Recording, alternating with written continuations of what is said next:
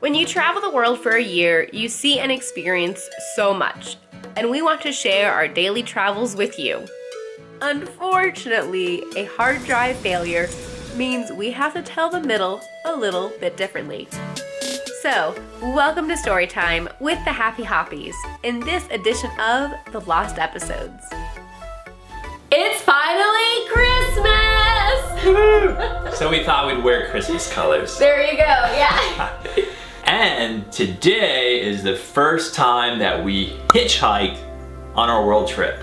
More on that in a bit. This is our third day in Abu Dhabi. We started out the day calling our families and wishing them Merry Christmas and talking with them. You know, it was really hard to be away from family on Christmas. That's just the time when you expect that you're gonna be around family, either my family or Peter's family, but it was hard not being next to either of them. And we knew when we did this 1 year trip, in order to do the trip in a budget-friendly way, it wasn't smart to go back to the US and then come back to wherever we were. I did look up like how much it would be like for me to go and fly to see family, but it was too much. Again, that's the difference between the two of us. For me, I'm like, woohoo, we're in Abu Dhabi. I mean, this is a dream place, a magical, amazing place. This is perfect for Christmas. Right. And Lisa's like, yes, I want to be by family though. Yeah. And I love family too, but I love the adventure too. So after talking to family, we went out and walked down to the Capitol Gate, that leaning building that we could see from our hotel, but we wanted to get closer so I could get some cool pictures of it. Lisa was kind of like, I don't need to go down there. But I wanted to go down there because this is a really cool building. Just the way that the sun reflects off of the glass too, it's just this really cool blue and teal color. It's really pretty, and it's just a really cool architectural feat to have a building that's like leaning that way intentionally, right? Right, it's like Leaning Tower of Pisa, but on purpose. Yeah, so went down there and took pictures of that. That was really cool. You know, at Christmas time, we read the Christmas story of Jesus, and we have that family tradition. Which I think we still did then. We still did it then, but then later in the day, we ended up going to the Grand Mosque, which is just like, you did that on Christmas, but that was the time we were there. Yeah, we went there because this was one of the must-see things. Oh, yeah. It's just a spectacular mosque, a spectacular building. I mean, so we took a bus down there, I think, and when we got there, got to the entrance, well, I don't know if I had to put anything on, but you had to put on like a little garb thing. Yeah. Come to find out, though, I actually didn't have to. So they wanted to make sure that your head was covered, that your arms were covered, and that your legs were covered. And I thought that's how it would be, and so I actually did have a sweater with me, I had long pants, and I had my scarf that could be used as a head covering.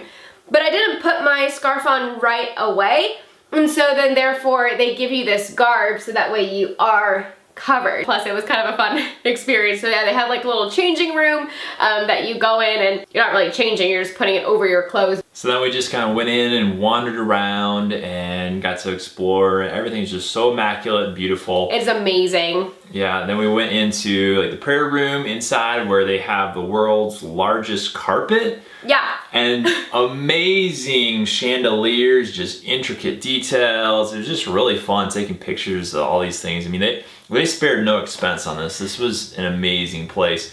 And we ended up kind of waiting until a little bit later in the day, and so when we were there, actually the sun started to set and the lights came on, and oh, it was amazing. It really was. I mean, the UAE, they know how to like just do everything grand, right? I mean, the tallest this, the largest this, the world's largest that. So it was incredible. The water like overlooking then the sunset, it was just, the time of day we were there was awesome. So I'm glad that we took so much time in the morning just like resting, calling family, just having a little bit of a Christmas rest, and then later in the day we went out and explored.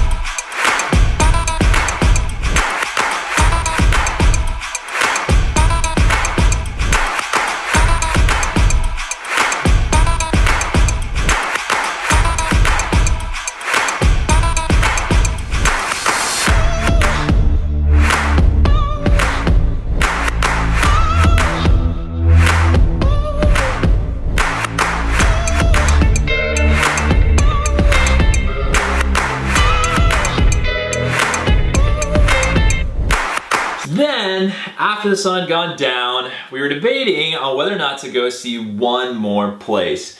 When we were back in the airplane, I was flipping through this magazine with all these cool things to see, and one of the really cool things that's unique is this other building that's in the shape of a disc. And it reflects the light as like green in the daytime, and I figured it would look something like that at night too. So I was like, oh, we gotta go see this. This is one other thing that's unique to Abu Dhabi, and it's not too far away. It's a little ways away. It would take a little more time, but it was really far away, and I was just ready to be done. And okay, this was Christmas. One of the reasons we booked a 4-star hotel was to have like an actual vacation and like just kind of like calm from touring, but no. So I mean, I was fine with like just doing the Grand Mosque and like then just boom, we saw that and then go back to our hotel. But Peter really wanted to see this disc, and we were leaving the next morning, and so this was our only chance to see it. So we hopped on a bus and went down to pretty close to where that building was. Now the funny thing is the bus driver said, yeah, I'll drop you off like across the street from it. Well, he drops us off, and that street was like a 4 or 6 lane highway with a divider. So he drops us off, and we can kind of see the building from where we are, but we're not really close, and so I was thinking I'll just cross the street and get closer to the building to get a closer picture, but at this point we're like, nah, it's not happening. Yeah. So I snapped the zoom on, take a few pictures, but unfortunately, the building doesn't look anything like it does in the daytime. Nothing. At night, it just looks like a regular office building with a few lights on, and you can see like the individual panes and stuff, but I'm like, that's a bummer. We had said in the last video that the buses were kind of confusing, and then like Google Maps wasn't pulling the route, and so we didn't always know where to pick up the bus. So the bus had dropped us off, and he told us the bus to get you back is going to be like down the street half a mile on the other side, something, and we're like, what? So basically it was across that 4 or 6 lane freeway. Oh, again. that's right. So, that's right. And again, we're like, man, that's not happening. Right, I'm not walking across that to get to a bus. So then we're like, okay, now we're in this middle of this field. There's no one else around. We can kind of see this building. And now how do we get back? Because we looked at Uber prices, and Uber was like, I think equivalent to like $25 or something like that. I think it was maybe even more than that. Maybe that's all it was. It sounds silly saying now, but I think that's what it was. That's all it was. So anyways, we just were like, oh, that's like really expensive for just like a 20-minute ride. Because, we had previously in Egypt paid like less than that for an hour-and-a-half ride. Probably like $5 or $7. Right. We talked about it, and we're like, well, there's this gas station up here. What if we like just go and like see if anyone is going back that way into town to where our hotel is, and we can get kind of dropped off. And the reason we thought of this was because when we first checked into our hotel, the guy that checked us in was from Jordan, and he saw our backpacks. We're wearing backpacks when we come in, and one of the first questions he asked us after greeting us was, somehow it came up that we had traveled. Been to Europe? Okay, so he asked us if we've been to Europe first, so we were talking about traveling in Europe, and then he asked if we've hitchhiked. Apparently he had spent some time in Europe and hitchhiked all over the place.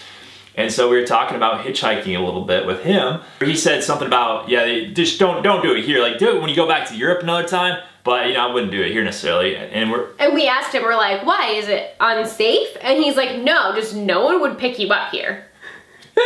So, with that in mind, we're like, hey, let's give it a shot. So we were walking to the gas station, and we were, right at that moment, we were at like a little roundabout. And the gas station's still, like, we can see it up ahead. It's probably like a quarter mile still. And here comes this one car.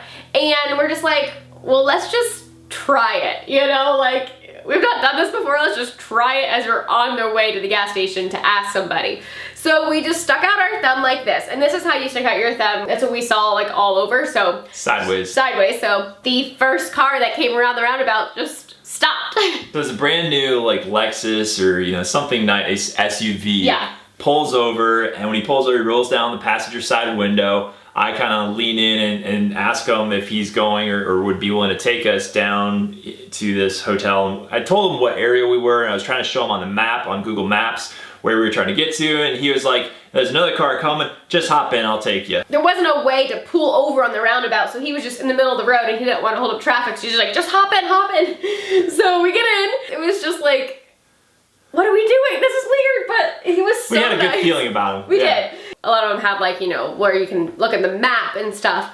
He had their YouTube playing. So apparently in those cars there, you could just play something as you're going. So he was having music videos playing on there, and we talked with him a little bit. We got to ask you about family and whatnot, and visiting family. So we found out, you know, he's from Syria originally. Yep. And that's where his family's at. And he was planning on going back to visit them, but he was wrapping up a project that he was working on, some kind of a sales deal, and he was waiting on the check to come in to close that deal, and then he was gonna leave to go home and visit family. We don't know any of his language except for hello and thank you, and he knew like a little bit of enough English that we could kind of communicate, but it was a lot of broken English, and it was just really amazing. And then at the end, we were trying to pay him a little bit, and he said, no, friend.